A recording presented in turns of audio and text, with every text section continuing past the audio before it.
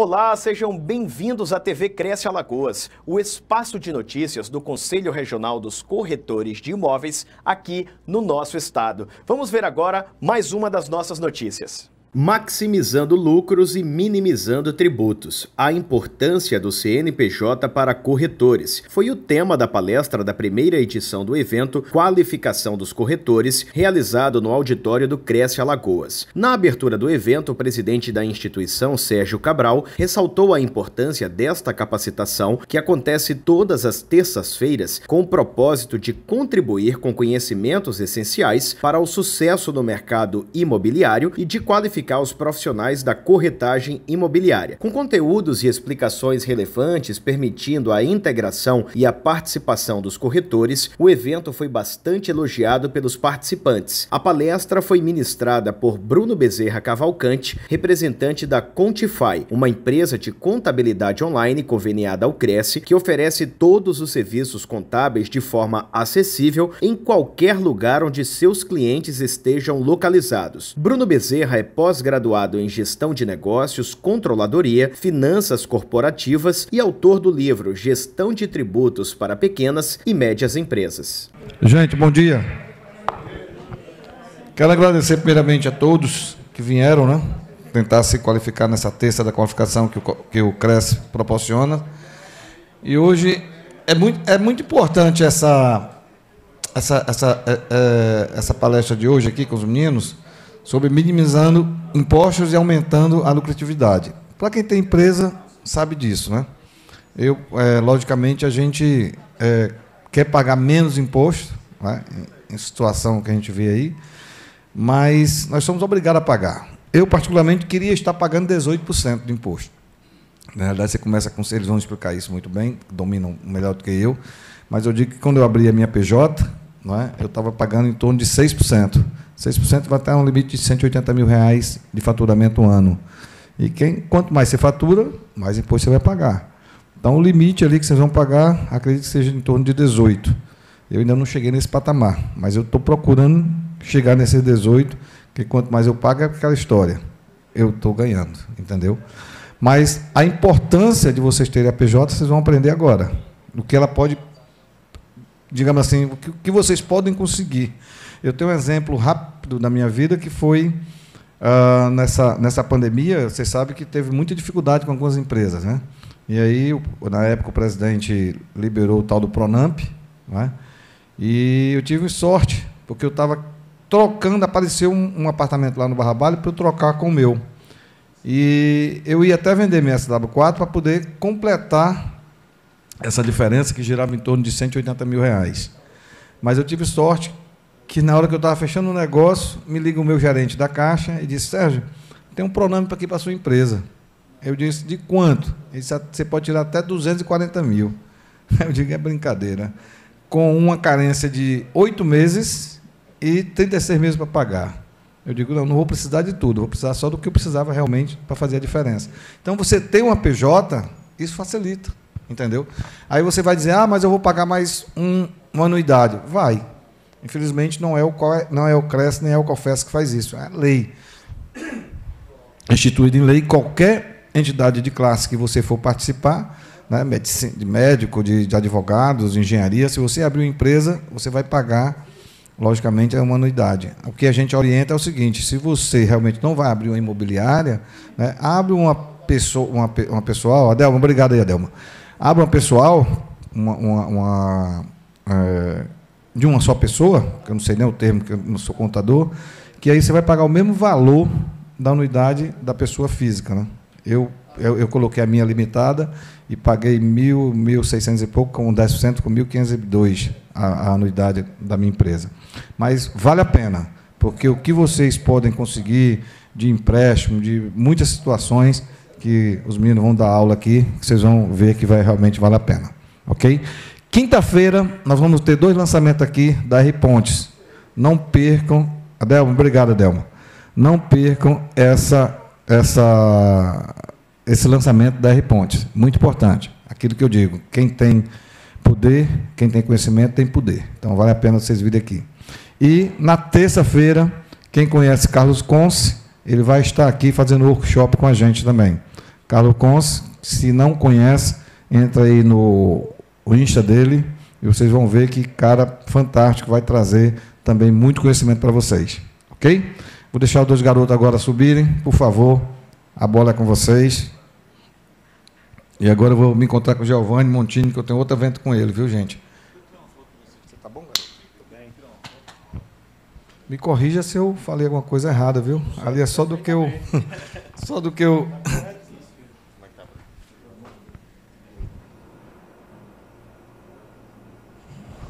Bom, show de bola aí, galera. A bola está com vocês, irmão. Bom dia a todos. Para quem não me conhece, eu sou Bruno. Nós somos uma empresa de contabilidade que temos um convênio com o Cresce. Eu vou sortear 2 livros, tá? Tem alguns livros de minha autoria, que inclusive eu fiquei devendo da outra vez. O senhor me cobrou, não foi? Vou sortear...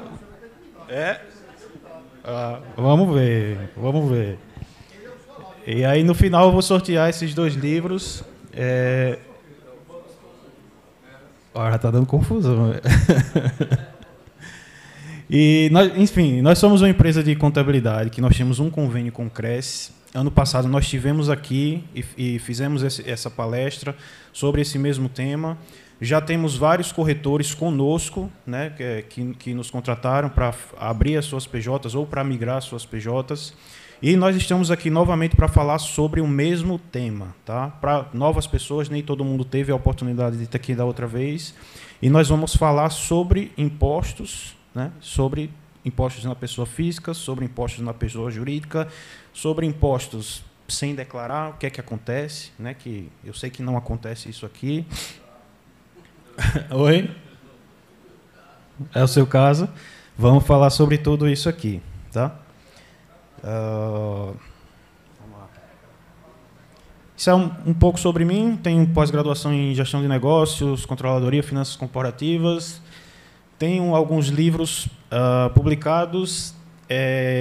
Eu confesso que eu esqueci de trazer esses livros hoje, mas eu tinha 2 na bolsa, que são aquele último lá, Espiritualidade no Ambiente Corporativo. Tá? Vou estar sorteando esses para vocês. E quem tiver interesse em ler algum deles, um é sobre gestão tributária para micro e pequenas empresas, um é sobre gestão financeira na prática, e esse terceiro é sobre espiritualidade no ambiente corporativo. Quem tiver interesse, manda um oi no meu WhatsApp, depois pode pegar o meu contato aí que eu mando o PDF, tá? 0800. Vamos lá, Vitor. Isso é um dado do ano passado, que eu trouxe e que é bastante impactante e relevante para a realidade de vocês, né? Maceió é a capital com maior alta no preço do metro quadrado no Brasil nos últimos 12 meses. Isso foi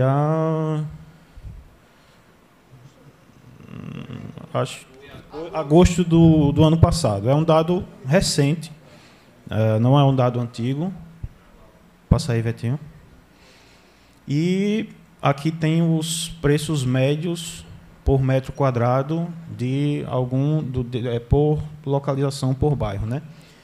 E eu confesso que eu me espantei quando eu vi que na Pajuçara a média do metro quadrado é quase R$10.000.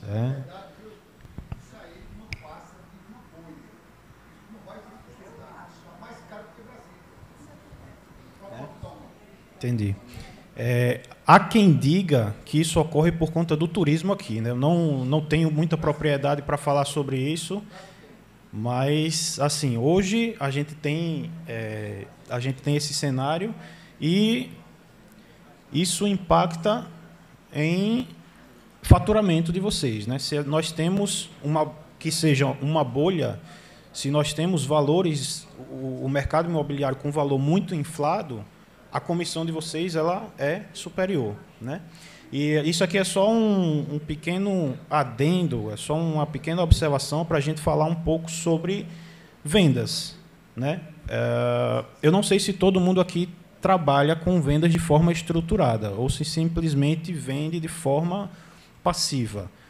Quem aqui, quando na hora de vender, trabalha com um CRM, com um sistema? 1, 2, 3... 4, 5.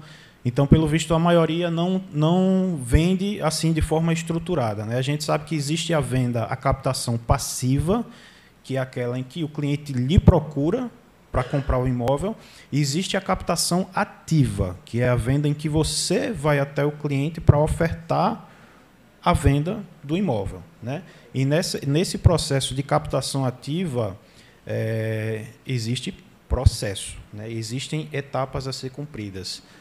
Eu não vou me aprofundar nesse assunto, mas eu vou falar por cima. Normalmente, um processo de vendas, ele se estrutura inicialmente sobre um LDR, que é um canal em que se gera leads, e esse primeiro momento são leads, vamos colocar assim, sem qualificação. São contatos, números telefônicos, e-mails, em que você vai fazer uma primeira triagem para qualificar esses leads.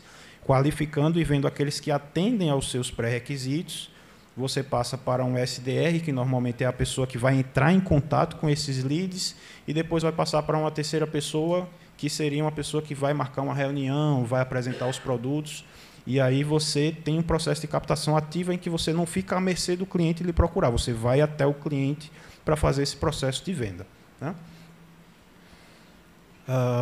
Prospecção ativa versus prospecção passiva foi isso que eu acabei de falar agora. CRM, que é um sistema em que vocês vão fazer essa gestão de relacionamento. Você tem os leads que você ainda não entrou em contato, depois você tem os leads que você já entrou em contato, aqueles que demonstraram interesse, aqueles que não demonstraram interesse, e assim sucessivamente. Google Ads, eu não sei se alguém aqui investe em Google Ads. 2, 3, algumas pessoas já investem em Google Ads para poder aparecer para os seus clientes. Aí eu percebo que os que investem são exatamente os que trabalham com captação ativa, são os que vão atrás dos clientes para vender, né? Um funil de vendas e técnicas de vendas. A gente deixa aqui 2 sugestões de leitura para vocês, para quem tiver interesse, ler esses livros que falam sobre vendas, tá? Que é um livro Como Ser um Grande Vendedor, de Tom Hopkins. Esse livro é sensacional. E Alcançando Excelência em Vendas, Spin Selling, também é um livro muito bom, tá? Quem tiver interesse, tem aí na internet disponível para comprar esses livros. Efeito cascata. Com um metro quadrado valorizado aqui em Maceió, nós temos valores de imóveis mais altos, nós temos o valor da comissão de vocês maior, porque são percentuais em cima dos valores dos imóveis, e, consequentemente, em maior faturamento. Com isso, a gente eleva impostos e risco, consequentemente. Quando eu digo risco pela não declaração do faturamento, que eu sei que isso é muito comum, tá? E aí vamos falar um pouquinho sobre a tributação na pessoa física, que é quando vocês não estão faturando através de uma empresa, estão faturando diretamente na pessoa física. Não sei se alguém aqui, quem faz isso quando precisa emite nota, geralmente emite pela prefeitura e tem que pagar os impostos na pessoa física. Só que a maioria das pessoas faz o cadastro na prefeitura, emite as notas pela prefeitura, mas não declara isso na declaração de imposto de renda pessoa física para a Receita Federal, tá? Vamos falar um pouco sobre isso. Oi? Existe a possibilidade da nota avulsa também. Você tem a possibilidade de fazer uma nota avulsa, que você paga só o imposto daquela nota, você tem a possibilidade de fazer um cadastro de autônomo, que você paga um ISS fixo anual, né? Existem as 2 possibilidades. A base de cálculo do primeiro piso, que é o piso de isenção do imposto de renda na pessoa física, ano passado ela subiu para R$ 2.112. Então, até essa faixa, isso é mensal, é isento do imposto de renda, certo? Se você recebe a média anual por mês até R$ 2.112, você está isento do imposto de renda, não precisa pagar nada. Para quem recebe entre R$ 2.100 até R$ 2.800, vai pagar uma média de 7,5%. Para quem recebe de R$ 2.800 até R$ 3.700, 15%. E para quem recebe de R$ 3.700 até R$ 4.600, 22,5%. E acima de R$ 4.664, 27,5%. Isso são valores muito defasados, porque eu acho que deve ter 6, 7 anos que a tabela de imposto de renda ela não é atualizada. Então, há 7 anos atrás, R$ 4.664 por mês era muito dinheiro. Era muito mais dinheiro do que o que é hoje. Só que com a alta da inflação, até o próprio aumento dos salários mínimos, hoje R$ 4.664 por mês não é tanto dinheiro assim quanto era no passado. E é muito fácil atingir essa faixa. E aí isso é uma faixa de 27,5%, é uma faixa muito alta. Como o governo não tem nada que o obrigue a fazer essa atualização da tabela de forma regular, isso é uma forma de aumentar os impostos de forma indireta. Você aumenta sem aumentar, porque no Brasil a gente sofre com inflação. Então, os preços de tudo sobem, e se eu não aumento essas faixas do imposto de renda, cada ano a gente vai subindo e vai pagando mais impostos. De forma indireta e de forma escondida, o governo aumenta a taxação e a tributação quando não atualiza essa tabela do imposto de renda. Tá? Isso aqui é um modelo de pessoa jurídica no Simples Nacional. A gente tem faixas salariais. No Simples Nacional, a empresa, a alíquota que ela paga é semelhante à pessoa física. O cálculo é diferente, mas a lógica é semelhante. Quanto maior for o faturamento acumulado, maior é a alíquota da empresa no Simples Nacional. Tá? O Simples é um regime que ele tem todos os impostos de forma consolidada em uma única guia. Então, enquanto uma empresa normal ela está pagando ISS, PIS, COFINS, contribuição social, imposto de renda e a contribuição previdenciária, a empresa do Simples Nacional paga todos esses impostos em uma guia unificada que é o DAS, Documento de Arrecadação do Simples Nacional. E aí a gente tem, como o presidente estava falando, 6% é a primeira faixa para quem fatura até R$ 180 mil anual. E aí ela vai subindo, de 180 a 360, 11%, perdão? Esses valores são anuais. 180 mil é o faturamento anual. Né? E aí a gente vai chegar até 33%. Isso no anexo 3. Né? Deixa eu explicar o que é anexo, tá? Para todo mundo entender. Anexos é de acordo com o enquadramento de cada tipo de operação. Tá? Então, no Simples Nacional, a depender de com que você trabalha, você vai para um anexo diferente, a tributação é diferente. Então, existem tipos de serviços que são tributados em um anexo que ele inicia em 15,5%. A primeira faixa é 15,5%. E existem tipos de serviço que a primeira faixa inicia em 6%. Tá?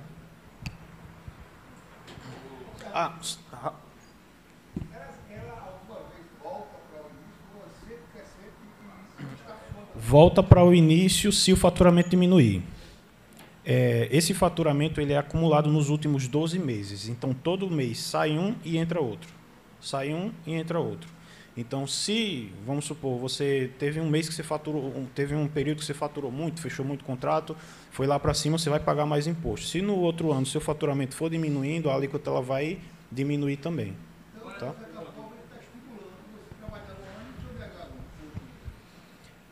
Não. E não é. Já a gente vai falar sobre a sonegação. Viu?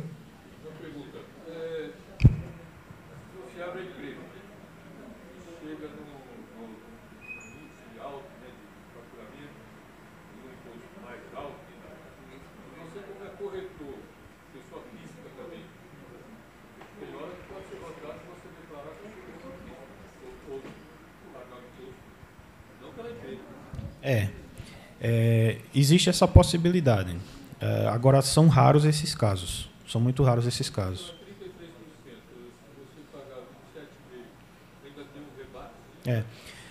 Normalmente, quando a empresa ela começa a chegar nessa faixa aqui, de 16, na quarta faixa, já não compensa para a empresa ser Simples Nacional.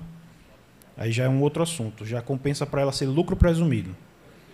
E aí muda, a gente desenquadra do Simples, ela sai desse regime de tributação e vai para um outro tipo de regime, que é o lucro presumido, que é mais vantajoso que o Simples e mais vantajoso que a pessoa física. Entendeu? Mas aí, isso quando chega lá nessa quarta faixa de faturamento, entendeu? O ano é o ano civil ou são os últimos 12 meses? Não entendi, como? O ano é o ano civil, Não, sempre os últimos 12. Por isso que cada mês sai o anterior e entra o atual, entendeu? Todo mês ele faz essa atualização. Volta um slide. Ah, não, é isso mesmo, desculpa. Uma observação importante, a distribuição de lucros na pessoa jurídica para o sócio é isenta de imposto de renda por enquanto. Existem propostas aí de taxação sobre distribuição de lucros e eu espero que não seja, que não passe, que não seja aprovado, porque vai complicar bastante a vida de todo mundo. Oi? Eu entendo como bitributação. Porque você já pagou o imposto de renda na pessoa jurídica, você só está recebendo os lucros que são naturais da operação do negócio. Então, hoje não paga. E aí é exatamente por isso que é mais vantagem a gente faturar pela empresa e não pela pessoa física. Porque você fatura pela empresa, paga esses impostos, dentro desse valor tem um pedacinho que é imposto de renda da pessoa jurídica. Quando você recebe a distribuição de lucros da empresa, ela vem isenta para você. Então, você oficializa tudo sem precisar... Prolabore, se você fizer retirada de Prolabore, o percentual que você determinar que vai ser a sua retirada, ele não é distribuição de lucro, ele é Prolabore. Então, você vai ficar sujeito à retenção do imposto de renda na fonte com base naquela tabela progressiva do slide anterior, que vai até 27,5%.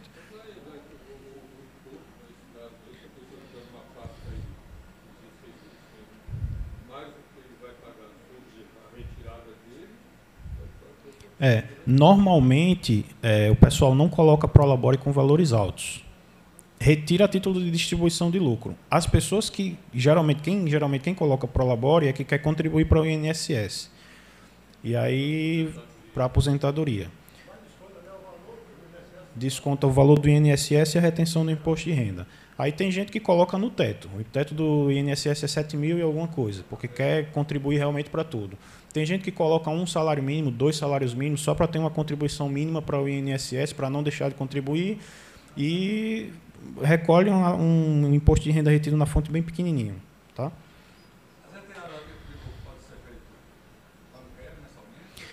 Teoricamente, só ao final do ano, só ao final do exercício social. Porém, contabilmente, isso é tratado a título de antecipação. Ninguém retira lucro só no final do ano.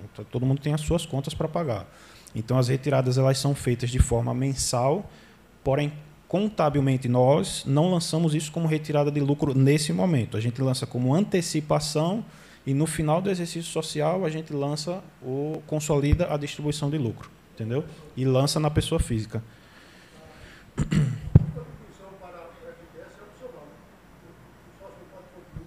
Não, Prolabore não tem contribuição para o FGTS. E o INSS é que é opcional. Entendeu? FGTS não tem. Rapaz, eu vou... Não estou querendo dar uma de novinho, não, mas se existir eu não me recordo, eu não alcancei. FGTS é só para empregado. Vamos lá. O FGTS é como se fosse uma poupança. Esse é um dos quadros mais importantes, tá? Isso é um comparativo de pessoa física e pessoa jurídica com faixas de faturamento ou faixas salariais, como vocês queiram chamar. Aqui a gente tem faixas de receita de 3 mil, 5 mil, 12 mil, 20 mil mensal. E aqui a gente vai comparar qual é a sua despesa nessas faixas, se você fatura pela sua pessoa física ou se você fatura por uma PJ no Simples Nacional. Tá? Então, a gente tem na primeira linha a receita mensal, na segunda a alíquota, que seria a alíquota comparativa pessoa jurídica, pessoa física, e assim sucessivamente, e custos com impostos, contabilidade e taxa de localização, que é uma taxa que se paga anualmente. Tá? Então, primeira faixa salarial, nós temos uma faixa salarial de R$3 mil mensal. Na pessoa física, haveria uma taxação aproximada de 13%, na jurídica 6%. Se você for pagar pela PJ, nessa faixa salarial, é melhor faturar pela pessoa física. Não compensa abrir empresa nessa faixa salarial de 3 mil mensal. Tá? Quando nós vamos para uma faixa aproximada de 5 mil mensal, a gente já vê uma melhora. Não tão significativa, mas já há uma economia em trabalhar na pessoa jurídica. Porque aí nós já vamos para uma faixa de imposto de renda de 27,5% na pessoa física, enquanto na PJ nós permanecemos 6%. Tá? Na terceira faixa, algo em torno de 12 mil mensal. Na pessoa jurídica nós continuamos os mesmos 6%, enquanto na pessoa física nós já vamos para 27,5%. Aí a gente já tem uma economia bem significativa faturando através da pessoa jurídica. Na outra faixa, R$20 mil mensal, aí já é muito mais expressivo, porque na pessoa jurídica a gente aumenta 1,5%, né? Na pessoa física a gente continua com 27,5%. Uma economia média mensal de R$ 3.740. Então, volta aí, Rapson. Para corretores que faturam mais de 3,4 milhões por ano, a opção pelo regime de tributação lucro presumido pode ser mais vantajosa que o Simples Nacional. Já deixei essa observação porque a gente sabe que, a partir de uma determinada faixa, o Simples não compensa. E aí é melhor a gente migrar a mesma PJ para o lucro presumido, porque aí é mais vantajoso tanto que o Simples quanto que a pessoa física. Entendeu? Você colocou ali que pode ser, em algum momento. Eu coloco pode ser, para vocês, Eu coloco pode ser porque, como a gente trabalha com vários tipos de ramos, de tipos de prestação de serviço, comércio, indústria, tudo são o nosso sistema tributário ele é o mais complexo do mundo, para vocês terem noção. A gente vai passar por uma reforma tributária que nem vai simplificar tanto assim as coisas. É igual o Simples Nacional. O Simples Nacional ele é um regime que é para ser simplificado. Para o empresário, ele até parece ser simples. Para o contador, é o mais complexo. Aquele primeiro livro que eu escrevi é um livro sobre gestão tributária para micro e pequenas empresas. O maior capítulo dele é sobre o Simples Nacional. Então, são tantas variáveis que eu não posso chegar e dizer é o mais vantajoso, porque são inúmeras as variáveis, tudo depende, entendeu? Por isso que eu tenho cuidado de dizer que, geralmente, para esse tipo de atividade, sim, é o mais vantajoso. Tá? E se eu não declarar? Que, infelizmente, é muito comum e, às vezes, é até necessário, infelizmente, no Brasil. Falo isso sem medo porque eu vejo a realidade dos empresários todos os dias e muitas vezes a sonegação ela não é maldade, é necessidade, tá? É um mal necessário. Porém, o que nós fazemos enquanto contabilidade, entendendo a dificuldade do contribuinte, é orientar para que ele corra o menor risco possível, para que ele saiba avaliar riscos e correr riscos que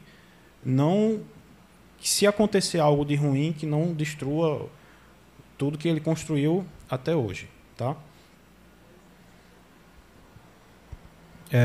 Cruzamento de informações da Receita Federal. Isso aqui é um trechinho de uma notificação da Receita Federal cruzando a declaração do imposto de renda com a movimentação bancária. E aí tem muita gente que pergunta, mas e questão do sigilo bancário? Não existe. As instituições financeiras, elas têm uma declaração, elas são obrigadas a enviar uma declaração informando para o governo a movimentação bancária das contas bancárias. Então, pessoa física ou sua pessoa jurídica, a Receita Federal sabe quanto que movimentou na conta. E as notificações elas só não acontecem em massa. A Receita Federal ela poderia fazer isso, mas não faz porque senão pararia a economia do Brasil. Né?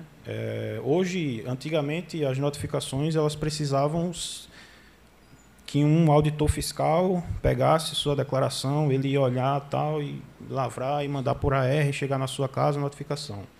Hoje em dia é tudo de forma eletrônica, a assinatura é de forma eletrônica, o sistema processa tudo, você já recebe a notificação no DTE de forma eletrônica.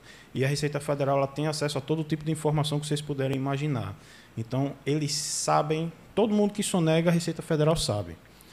Só não notifica todo mundo, não é nem por uma ineficiência, é porque se fizer, a economia para, é inviável. Essa questão de a Receita fiscalizar, ela usa um parâmetro de valor? Não tem. Eu já vi fiscalizações de uma diferença dessa de R$300 e eu já vi empresa que fatura mais de 1 milhão por mês sonegar e não se pega. Não existe esse parâmetro de valor. Aplicação é um cruzamento diferente, mas sabe-se também. É quando você informa bem, né? A aplicação ela não é receita. Você não paga imposto de renda sobre a aplicação, exceto um pedacinho que é retido na fonte sobre o rendimento da aplicação. Mas sobre a aplicação, não. Ela é um bem. E todo mundo, na declaração do imposto de renda, tem a obrigação de declarar os seus bens. E a aplicação ela entra nesse meio. Mas assim, o valor da aplicação ele não é sujeito à tributação. O rendimento da aplicação é que é sujeito à tributação, porém na fonte. Tá? É o que a gente chama de tributação exclusiva na fonte. Isso é relativamente recente, isso foi uma declaração do ano passado. Eu omiti os dados para preservar a identidade da pessoa, mas é um exemplo de várias notificações que a Receita manda para vocês através do ECAC, que é existe uma mensageria eletrônica da Receita Federal, e eu vou aproveitar e fazer uma observação que é muito comum, é uma febre, o pessoal receber e-mail da Receita Federal dizendo que está com pendência, que não sei o quê, que precisa regularizar, que tem que pagar não sei o quê. A Receita Federal não se comunica por e-mail. Ela tem uma mensageria eletrônica que você acessa através do ECAC, ou com a senha do Gov, ou com certificado digital. Então, se vocês receberem esses e-mails da Receita Federal, exclua, é vírus ou é golpe, alguma coisa do tipo. Tá?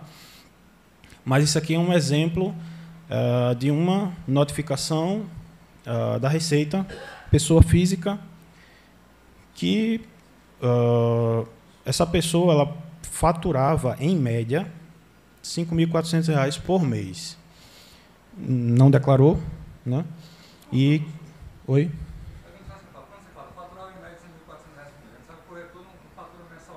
Isso. Você pega uma venda que ele fez e divide por 12, é isso? Então, você dá Não, seria, exemplo, a soma de todo o ano dividido por 12. Então, só para ser didático, foi uma única venda. Ele dividiu essa única venda por 12. Se no ano ele só vendeu uma, então essa venda é dividida por 12. É o valor Isso. que está sendo considerado uma mensalidade. E aí nós tivemos o valor do imposto que seria devido, R$ 17 mil. A multa de ofício, que é a multa lançada quando a Receita lhe pega na moita, foi mais R$ 13 mil, com juros de mora, calculados até 31/5/2023, R$ 2 mil. Isso foi para R$ 33 mil no ano. Vejam, R$ 5.400 por mês não é um faturamento tão alto. Mas no momento em que você... E assim, faturar isso pela pessoa física já é caro se você fosse declarar. Quando você não declara e a Receita lhe pega, ela aplica multa de ofício. Que essa multa ela pode ser até maior do que esse valor que foi lançado aí. Esse valor acho que foi de 75%. Essa multa de ofício ela pode chegar até 150% do valor do imposto devido. Então, de um valor de R$ 17 mil, seria 17 vezes 1,5. Tá? Isso é uma realidade que a gente não pode mudar, infelizmente. E o nosso papel é mitigar isso o máximo possível. Podemos mudar, né? Podemos votar É. bem. Mas eu não quero entrar nesse... Eu não quero entrar nessa discussão aqui, pelo amor de Deus. Tudo bem, tudo bem. É assim, o nosso papel diante da realidade que nós podemos mudar, o que nós podemos mudar é mitigar esses riscos. E existem riscos que definitivamente não vale a pena correr. Isso é um risco que não vale a pena correr. É quando você tem um risco-retorno. Quem trabalha no mercado financeiro sabe que tudo é atrelado a risco-retorno. Quando você tem um passivo contingente muito alto para um retorno pequeno, isso é um risco que não vale a pena correr. Os riscos que valem a pena correr é quando você tem um risco baixo para um retorno alto. Tá? Isso é um risco que vale a pena correr. E aqui um quadro comparativo de qual o custo tributário que você tem, uma pessoa que fatura em média R$5.000 por mês, na pessoa jurídica R$7.200, na pessoa física declarando corretamente no tempo hábil R$17.600 e sem declarar a Receita lhe pegando R$33.000 no ano. Tá? É por isso que eu digo que é um risco que não vale a pena correr, porque você tem um passivo contingente muito alto para uma economia... Pois não? Quando eu conversei com um colega, ele avisou na Flórida, nos Estados Unidos, e ele me disse que lá não existe a figura do corretor autônomo. Eu tenho um pouco mais de 3 anos e meio no mercado imobiliário. E eu queria lhe perguntar o seguinte: é viável ser corretor autônomo no Brasil, do ponto de vista tributário? Depende. Depende. É exatamente esse quadro comparativo que a gente mostra aqui. Depende do quanto que você fatura. Porque eu vejo o seguinte: se você, por exemplo, parte, acredito que todos que estão aqui, eles vêm para os lançamentos, como o Sérgio falou. Perdão, só um minuto. A sua pergunta, para eu entender melhor. A sua pergunta é uma pergunta econômica no sentido de vale a pena ser corretor tributário financeiramente ou se vale a pena ser corretor tributário autônomo ou PJ? É isso. Segunda, certo. Certo. Então, assim, se você vem para o lançamento aqui, a construtora ela não aceita que você seja um PF. Ela exige a nota fiscal. Se você emite a nota fiscal e vai atrás de um colega que tem uma empresa, ele vai cobrar 10%, 20% do valor da nota. E aí eu fico me perguntando, já com esse pouco tempo de vida no mercado imobiliário, se é viável Quase sempre não. que quer acender. Não. Aí eu vou ser... Isso. Aí eu já vou ser mais assertivo. Não. 800, 1 milhão, É. é inviável, não é? Aí eu já vou lhe dizer, não vale a pena. É melhor você abrir uma PJ e faturar através de uma PJ. E aí mesmo que seja uma empresa individual. Né? É. Isso, existe a sociedade unipessoal, que é a sociedade de uma pessoa só. Só vale a pena trabalhar como autônomo, normalmente, aquelas pessoas que o faturamento é menor, que como você falou, que não tem assim, essa perspectiva de ascensão tão grande. Então, vale a pena ficar como autônomo, porque, como vocês viram, aquela primeira faixa de faturamento é onde compensa mais ficar na pessoa física. Tá? E aí, à medida em que você vai aumentando, você não aumenta, não é só uma questão de economia, você aumenta o risco também. Porque uma coisa é uma omissão dessa que o cara teve que pagar ali R$33.000. Ele vai fazer um parcelamento, ele fez um parcelamento e está pagando isso aí, até hoje. Foram 140 prestações.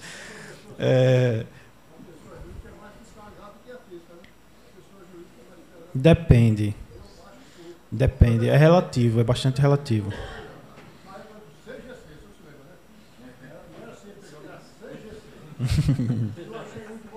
É? Aí depende.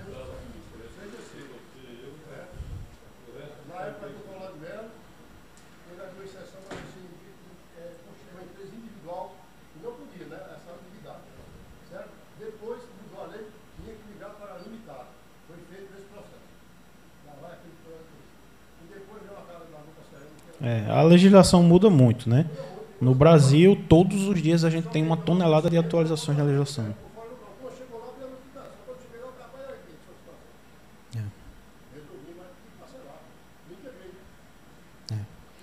E aí tem muita gente que tem esses passivos até hoje, que faz esses parcelamentos, e só retomando a fala. Isso aqui foi um quadro de faturamento de R$5.000 mensal. À medida que você vai aumentando esses faturamentos, o risco aumenta muito mais. Porque aí você está falando, às vezes, de R$500 mil só de imposto e multa. 1 milhão, a gente viu um caso recente de 4 milhões e 200 mil reais uma autuação. É muita coisa, assim, é um risco muito alto. Então, às vezes, que quanto mais você cresce, mais aumenta o risco. Então, melhor que se faça a coisa como se deve, ou pelo menos mitigando os riscos e correndo apenas aqueles riscos que vale a pena correr. Tá? Tem que usar sabedoria. E nós já temos vários corretores conosco. Nós tivemos aqui ano passado, fizemos a mesma palestra. Nós temos um plano para empresas, para esse modelo, que é o corretor que está... A gente tem uma dificuldade no mercado muito grande de precificar, porque a partir do momento que você abre uma empresa, muitas vezes o honorário contábil daquela empresa era o que viabilizava a pessoa a abrir a PJ e não continuar na pessoa física.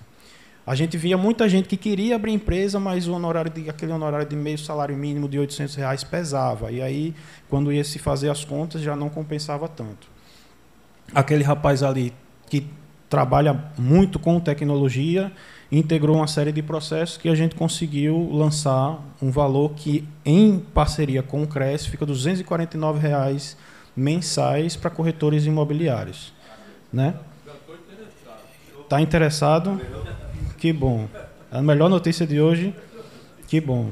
E a gente tem... E assim, ano passado, tiveram alguns que entraram em contato conosco para sondar o valor, aí depois foram sondar no mercado e depois voltaram. Sério, não, realmente, os menores valores que a gente achou foi algo na faixa de meio salário mínimo. E eu posso dizer para vocês, sem medo de ser desumilde, que vocês vão estar muito bem assessorados conosco. Tá? Abertura gratuita. Pagam só a taxa da junta comercial.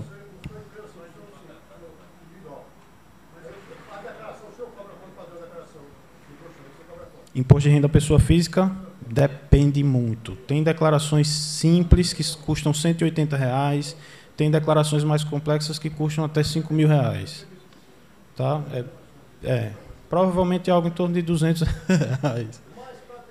Mas para o senhor eu faço por R$5.000. Viu? Faça um precinho bom para mim.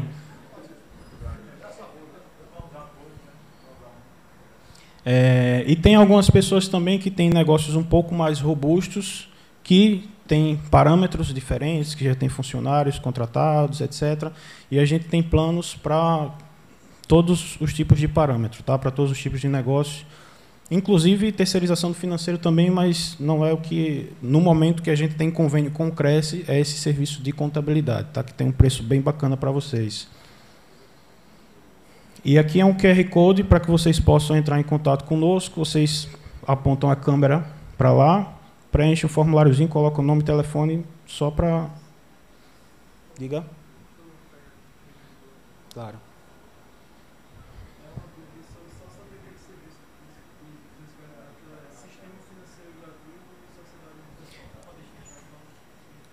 Não entendi. Ah, tá. No quadro anterior. Volta lá. Acho que ainda não, Vetinho. Ainda tem gente captando. Normal, desculpe. Naquele plano básico, quem tiver interesse, a gente consegue disponibilizar um sistema financeiro gratuito para que você possa controlar o financeiro da empresa. Tá? Você pode fazer o lançamento de contas a pagar, contas a receber, fazer emissão de nota. E a gente disponibiliza esse sistema para vocês 0,800. Tá? Tá incluso no plano. Era isso. Sim, não entendeu, né? Esse sistema financeiro, desde o plano básico, a gente disponibiliza para quem tiver interesse em fazer seus controles dentro de um sistema financeiro, que faz controle de contas a pagar, controle de contas a receber, o sistema faz emissão de notas, entendeu? E a gente disponibiliza a plataforma que vocês podem usar. É a plataforma que nós utilizamos e a gente gera... Isso, exato. Exatamente. E aí já é gratuito, já está incluso na mensalidade. É o modelo de sociedade, que não é uma empresa com vários sócios, é uma empresa que é só você, entendeu? Só você que é o sócio, né? Que é uma sociedade unipessoal. Show? Eu estou bastante confuso com essa mudança na forma reforma tributária. E corrija se eu estiver errado, a tributação em cima dos honorários do corretor de imóveis ou da imobiliária, ela vai mudar de 5 para 27? Calma, muita calma nessa hora.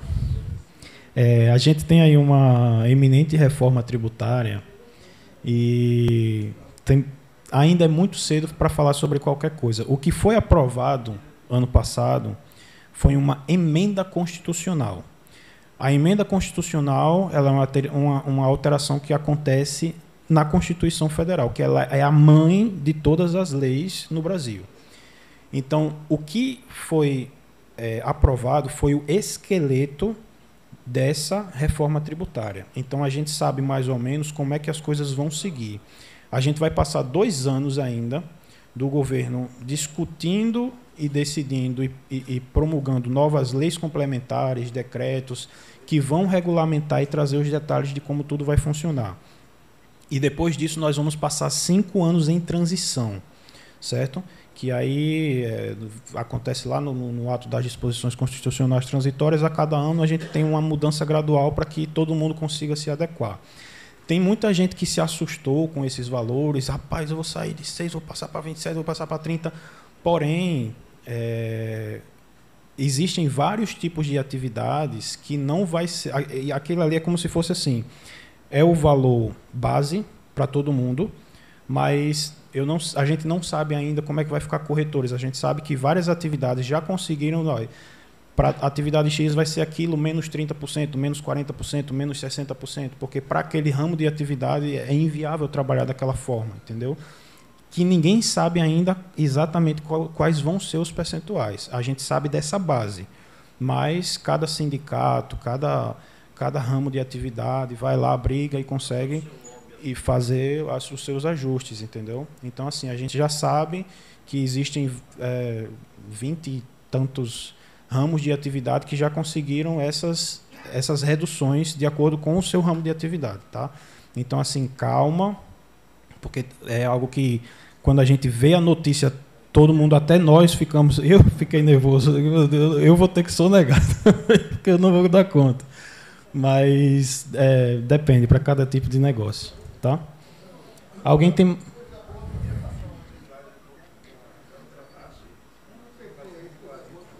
Essa? Você fala aqui em emissão de 5 notas fiscais. Mensal, como é que é? 5 notas mensais. 5 notas mensais, a equipe confirma. A equipe o quê? Nós sim, a gente faz a emissão. A gente tem uma pessoa que faz a emissão para vocês. A pronúncia correta é Quantify. Quantify. Isso. Vocês preenchem, que nem todo mundo tem familiaridade com a emissão da nota, né? Então a gente manda um link, vocês preenchem o formulário, que vai dizer a nota, o valor tal, é para fulano e tal, e a gente faz a emissão de nota e manda para vocês, entendeu?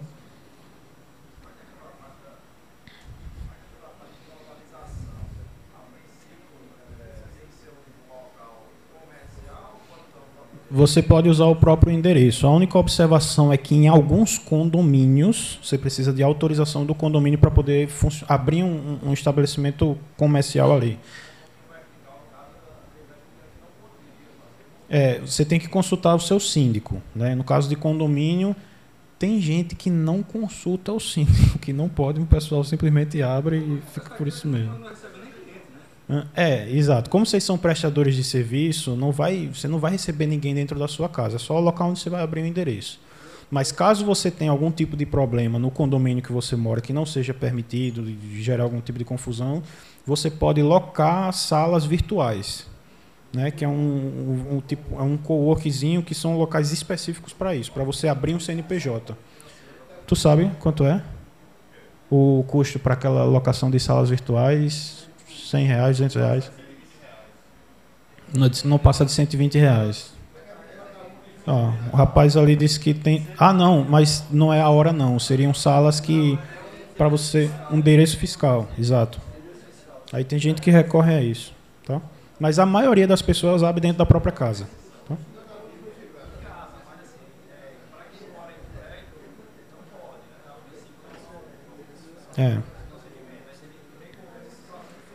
Isso.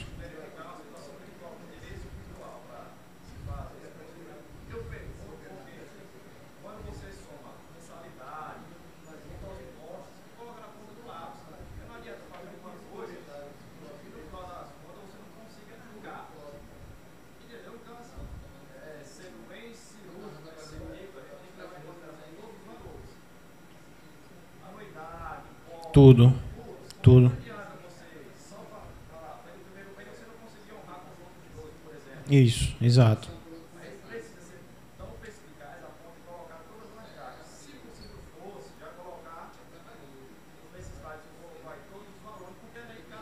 Eu não sei se tem alguns slides para trás, quando eu coloquei um quadro comparativo entre pessoa física e pessoa jurídica, eu coloquei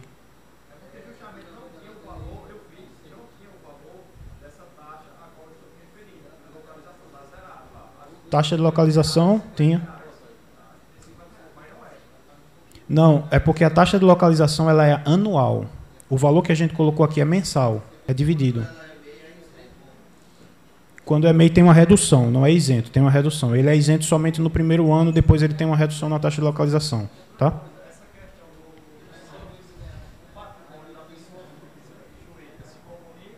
Não, são coisas distintas.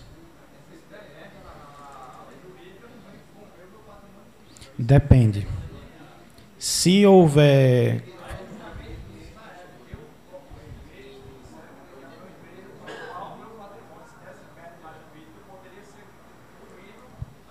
Pode, pode. Quando a gente fala assim, se der merda na empresa, exemplo, vamos supor que você esteja com débitos altos na receita, sonegação, a receita pegou, e esse débito vai para a procuradoria, e a procuradoria vai atrás do CPF do dono da empresa, e ela vai cobrar da pessoa física, entendeu? É.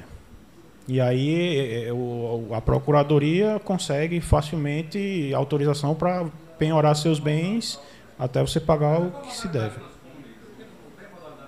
Ó, isso não existe.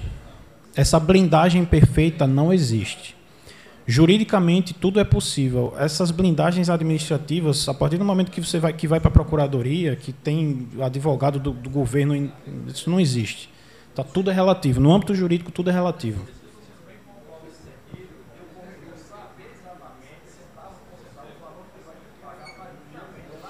Volta aí, Vetinho, alguns slides para mostrar para ele aí.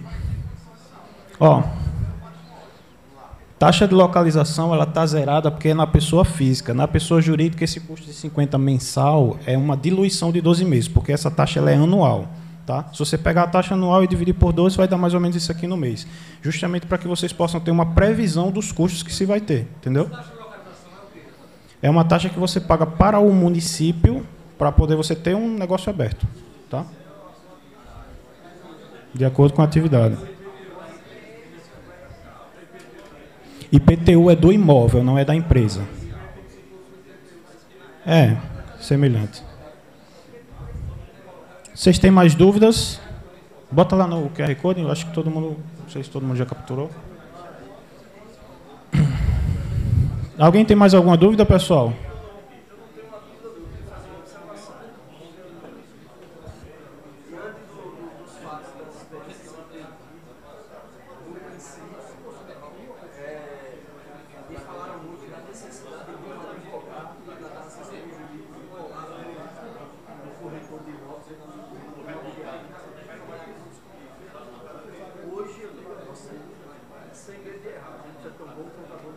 É.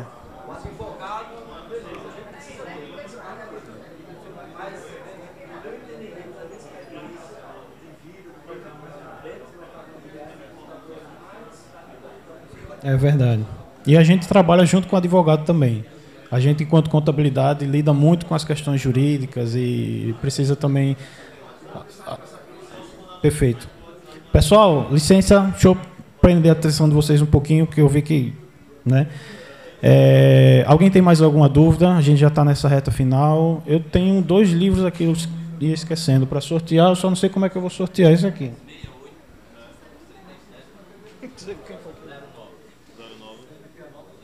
Eu acho que eu vou deixar com... Tem alguma lista... Posso mandar. Posso mandar.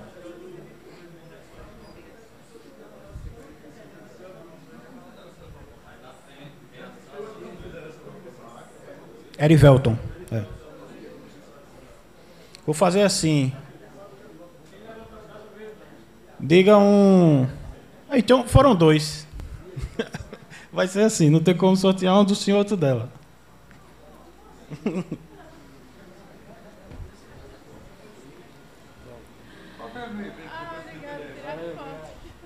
Para solicitar vocês querem o livro, mande para o e-mail bruno@quantifycontabilidade.com, né?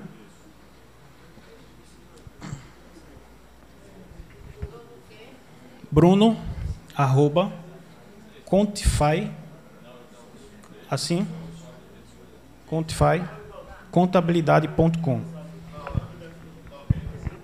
Tudo certo, pessoal? Finalizamos. Muito obrigado pela atenção de vocês. Espero tê-los conosco, tá? Valeu. Qual é o livro que você tem? Que tem esse demonstrativo que eu fiz aí? Você tem um livro, né? Tem a...